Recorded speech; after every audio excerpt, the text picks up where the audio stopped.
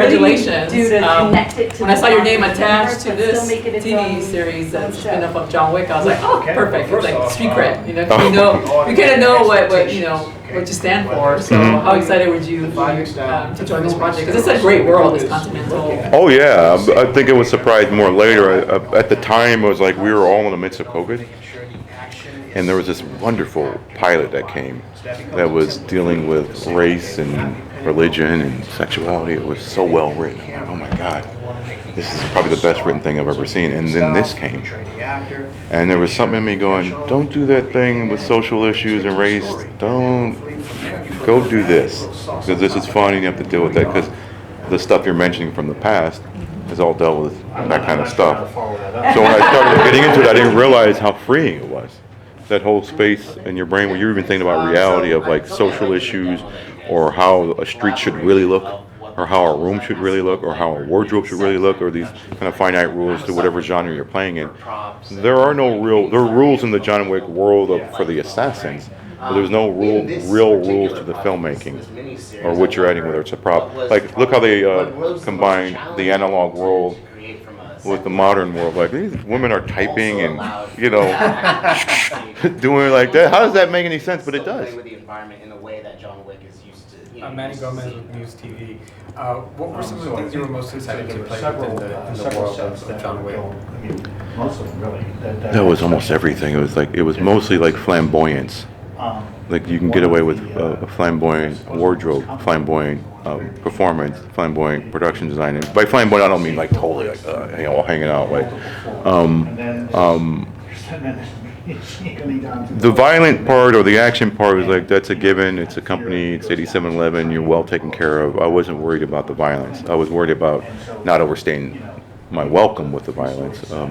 Chad can do the long action sequences because he's so good at it, and he has Keanu who really trains hard. I come from more of a different. I love the John Wick films, but I also like Sergio Leone.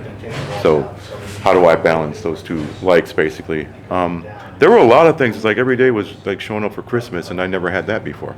Never had that. And it's like I would say, like I've told the producers this, I've told Lionsgate this, I've told Peacock this. It's like it's the most fun I've ever had, the most rewarding experience I've ever had in 32 years. And I've done more important social movies, but those are not fun. So yeah. It doesn't feel like a lot of time. I'm Alias with Forbes. Could you talk a little bit about... Did you say Forbes? Yes. Like the Forbes section? Okay. Can you talk a little bit about your directing process? Like, did you storyboard everything, or how did you take the material and break it down to scene by scene that you were going to shoot? Well, it's been a habit of mine since I was little. Since I was 12, I was always drawing. So I started there, and my mom was grooming me to be a so-called artist.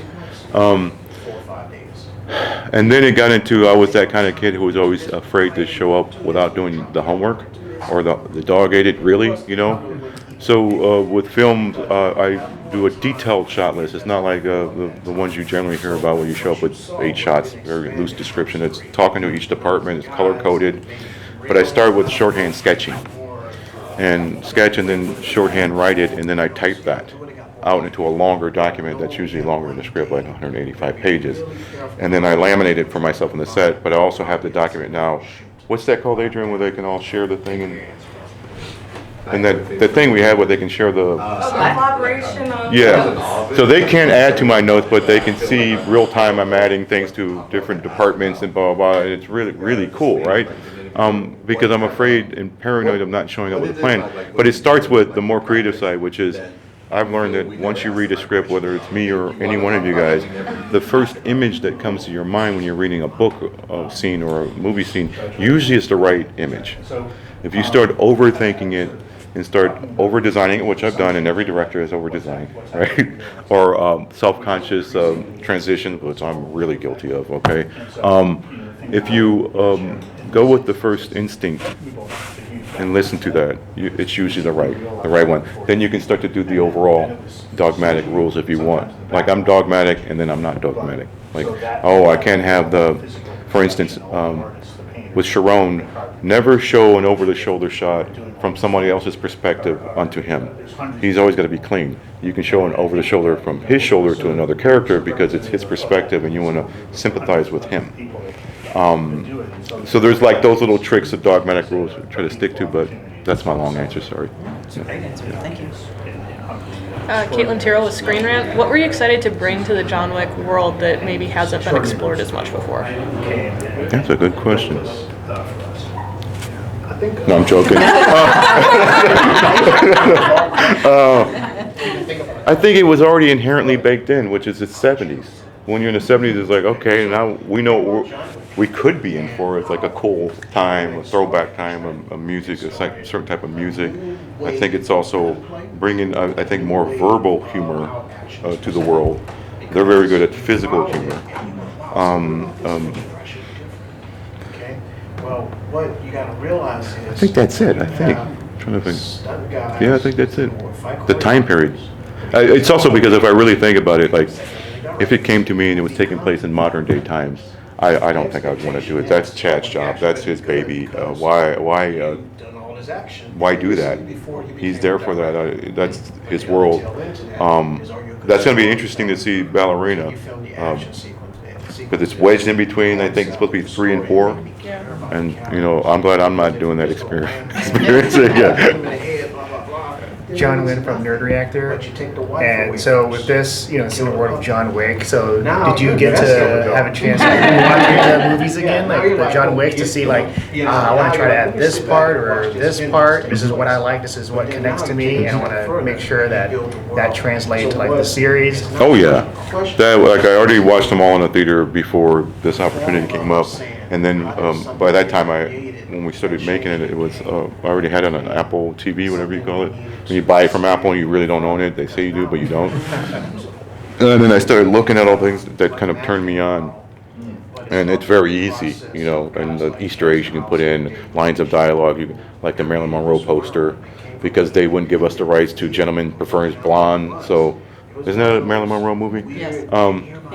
And so I'm like, fuck, man, what do I do about this? So we can use her image, though. Oh, okay. Well, then he's seeing you, right? So those kind of things. Some of the way you take some of the flavor, like I would never want to emulate another man or woman style at all, never, right? That's not what I'm here for. That's what hacks are for, and there's plenty of them out here. But what is it? What is the through line of the John Wick thing? Like these grand, wide shots, ornate interiors, right? A richness, an opulence, a decadence. So that's the. Then you take that and filter it through your system. If you're not a hack, yeah. I'm being nasty now. Can you talk a little bit about that opening sequence, specifically the song music? Because like the first time I heard it, it kind of snapped me into like expectations of time frame to connect to other films. All of a sudden, it just kind of like, this is not John Wick. This is the Continental. This is different. Which song in particular? The one in the opening. Donna Summer. Donna Summer, not the Santana, but Donna Summer. Yeah. And the question was, sorry. Yeah, setting the Oh, choice of the song. yeah. Like, well, once you do a needle drop, outside of John Wick 4, where there were some cool needle drops with the DJ and the throwback nod to the Warriors, right? They generally strayed away from needle drops. They were more into like a disco score and a disco DJ at a shootout. You know, they had in Italy or whatever. And that's also what took me to disco. Was, where did techno come from? It came from disco. Okay. We have a New Year's Eve party. What's the, sometimes you have to lean on the most popular songs to get the audience right in, but you can flip it on its head by what the content is in the scene, basically, right? And it also maybe makes the audience feel a little safe, and that they're not really safe. So that song I've been wanting to use for 12 years now, and I had it slotted along with 6 other songs that on another project that I was doing in the 70s. And there was almost a similar scene. It was and actually I got into production, got into prep, was using 8711 before they were 8711. And there was a stunt coordinator who now is a director, I forgot his name, but the scene was very similar. And so I'm taking that down to summer track because I like that, I think Giorgio Moroder produced it, right? There's a section in it where she's not singing and it's like it does this whole thing. It's like if you produce this today and no one ever heard it, the quality is still up here and it's still the same elements of disco music or dance music. It's timeless, that song. So there's a ton of reasons why to use it, you know. But also it's like, right, the first song you need people to connect. I can't introduce an obscure track right away. Now the next song when he goes to the subway is I believe Jingo by Santana, which is a guitar solo, and real music lovers will know it. The reason I used it is because it had a 70s vibe, this really cool 70s vibe to it, and but it's obscure. It's not a pop track from Santana, but what it does for even a person who's 15 or 20 is like, that doesn't sound like today's instrument. This sounds like it's an old song. So yeah. We have time for one more question. If anyone has one. Kick ass. Let's make sure. Everybody's bored with I it. have a quick question about the music. So you picked every track and then went with the music supervisor and got all the. 'Cause it's hard. It's getting harder and harder to license music nowadays. That's interesting. It's like, so there's two different ways you can work in a film. One is like a music supervisor can be the real lead of finding all the tracks, okay? And then you have, well, I consider a director and a filmmaker two different things, but that's my definitions, right? I think a filmmaker should choose their tracks. When you run into trouble, she or he is also there as a music supervisor to find alternates that are better, or if you can't get it licensed, which we only had two that didn't want to license to us, and they were really interesting. That's what I was talking about over there. It's like, one was Psycho Killer, okay? On a scene where somebody's sniping, it's like, no, there's violence. Well, the song is called Psycho Killer. The other one was Let the Good Times Roll by the Cars, which was perfect, and so that's the only one that's heartbroken about. Well, no, because of violence. Like, are you guys rock and roll or punk or not? Like, what the fuck is going on here, basically, right? I think it's a filmmaker's job if you're doing needle drops, and sometimes they're not always successful. Like, you don't land them right, the irony doesn't come out. It's not subtle enough, or it's too subtle. It's a weird dance. It's your job to pick those out. Now, having said that, I do have partners that tell me I'm a knucklehead for picking something, like Kirk Ward, the showrunner, who's like, dude, that doesn't work. How about this? I'm like, that doesn't work. And then she's beating on me about a certain track that she's like my brother in a way. I gotta say, that's the only comparison. Like, my brother would do this judo trick on me where because he liked playing music in the car when he's driving and picking his tracks. I'm not that guy. I don't like playing music when I'm driving. This like 9-inch. So after weeks, I'm hearing the song, and this one song's growing on me, and then I'm like, I like that song. He goes, yeah, you like that song? Next thing you know, it's in a fucking movie. Okay, but he was getting inside my bloodstream in a very, very subtle way. He did that for years, like a motherfucker. Yeah, I don't know if that answered it. No, that's a good answer. It's dangerous, though. I gotta say, what's dangerous is like, because it's outside of like what Scorsese did. I think in Casino, there was a lot of needle drops in there, and Goodfellas. The different mix of genres over 3 episodes is very difficult, and yeah, it's expensive. That's the other. The reason why it doesn't happen often or that frequent is they're expensive because the music game, the music business is dead. So now they've hiked up the price on licensing. In the 90s, you can get some of these tracks for like $5,000, $10,000, which is a bargain. You forget about it now. And Pink Floyd was impossible. Like, used to be impossible. You know, but that was the most expensive song in the whole series. And that was because of them, right? They didn't want to license their music. Yeah, that was because of them, partly because of what the rule was back in the day. But when the music business died, my theory is they kind of opened up to it. Because they gotta make some money. Yeah. I heard Motown is like the most expensive. Like Motown's That's a Beatles one. Here's what's surprising, and I hate to make it into, I don't want it to sound as black and white literally as this. It's like, it's shocking to me that the white music is more expensive than the classic black music. Like, there's some big white songs you're like, wow, that must be, nope. And then there's this kind of like, you know, it's like a moderately successful white rock band song. It's very racial. I got the spreadsheet. I'm like, this is incredible. Yeah, Motown. I might have to talk It's to you almost- more about that. Yeah, that's because it's Forbes. Yeah. But I say, let's not use I'll be Since we're not rushing you off, gunplay, obviously with all the stuff that's been happening, has it changed throughout your career as far as like how they handle Here's a guns on set? board. Yeah, especially after that recent incident, you know. The way they were built, Um, they looked more pointy. Like they have this new, you've heard of it, like the plug gun. Like it's not really, it's a gun, but they've stripped all the insides and put a CO2 canister and plugged the front. There's no way you can load any bullets into it. And Chad Stahelski, those guys developed it so you can hear a sound, see the recoil, and you can put it this close to somebody's head, right?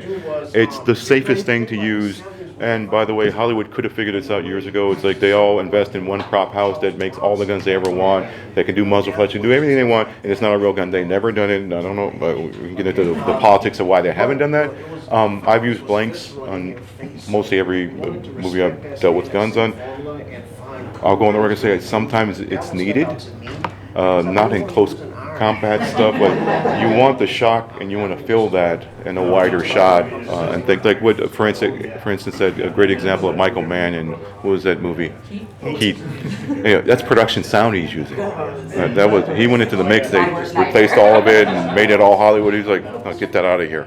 And the way it echoes in the building. So I would say that the problem is it's the armorer, the safety people on set, the AD, which they actually have to show you. It's a combination of things that guns don't kill people. People kill people. Yeah. Sarcasm. Yeah, sarcasm kills people. You would think it would make sense that Brandon Lee accident. Yeah, and that So was. long ago. No, they always do that, you know, in politics and even in Hollywood. It's like, oh, something bad happened. Let's correct short term, and then we'll go right back to business. Let's vote him out of office. Oh, he's not so bad. Let's vote him back into office. And under pressure.